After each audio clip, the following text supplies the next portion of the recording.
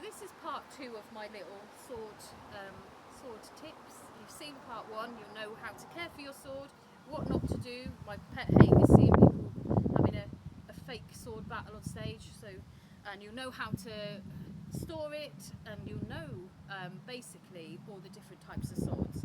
As I said, these are my favourite type of swords, the thin sort of more cavalry swords, and I didn't say in the other video, but people often think there's a difference between tribal swords, I hate that word, and cabaret swords. There's no difference at all. It's just finding a sword that suits you, really. So find a sword that suits you. So we are going to start off with finding the balancing point in this second video, and I must just sort this out, because we know we mustn't ever stand with a sword on an uneven surface. And that's why I like to dance barefoot with a sword. So some swords come with a cheeky little marker where the balancing point is. Some have got secret little grooves. Some people put a dot somewhere on the blade to mark where the balancing point is. I want you, with your sword, to stand in a nice, comfortable home position, and it sounds weird, but I want you to breathe. I want you to be relaxed, and I want you to just get your sword out. Remember, we're holding underneath here, and I want you to hold it across you there, and I want you to find the balance point on your hand. So you're going to lay it just behind your knuckles there, and you're going to find the balancing point. If it starts tipping to one side, you don't adjust the hand, you adjust the sword, and that's really important. That comes with any balance. Never adjust you never compensate with whatever your body part is.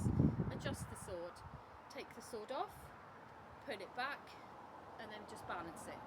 So that goes with all balances, which is why I'm showing you on my hand first. For instance, if you're putting it on your head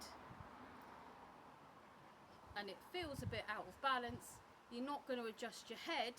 You're going to push it up, get your head in a comfortable position, and you're going to balance the sword on whatever position of the body you're using. So you're finding the balance of the sword. It might take a while to get familiar with this. As I said, I've been doing this for more than 15 years. So I pretty much know where the balance point on my swords, each of my swords, is going to be. And yeah, it takes a bit of practice. Balancing on this underneath blade here, not on the side like this or the side like this, on the underneath point. And you're going to just balance it really calmly. As I said, sword balancing is a very calm, sort of meditative experience. Again, if it starts to wobble and you don't like the wobble, lift it off and put it back. You're not adjusting your body part, you're adjusting the sword. If you want to turn with the sword and you want your arm to be really strong, and this goes for most turns, you're going to turn in the direction of the hilt. So when you turn, the sword stays relatively stable. If you turn in the other direction, you'll notice the sword is like a sail, and it starts to spin around. So to get a nice stable turn, you turn in the direction of the hilt. Of course, you can turn the other way if you choose to do that in choreography, but you're going to be aware that the sword will move a bit more.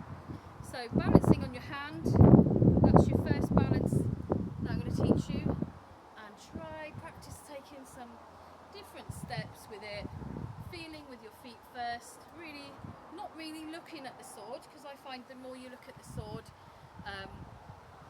the balance tends to go off, because you try and compensate with different body parts, and then you're just gonna practice doing a spin and practice how you take it off. So that's part 2 of our sword 101. In part 3 we'll go over some more different balances, some more difficult ones, should we say, and take you through those.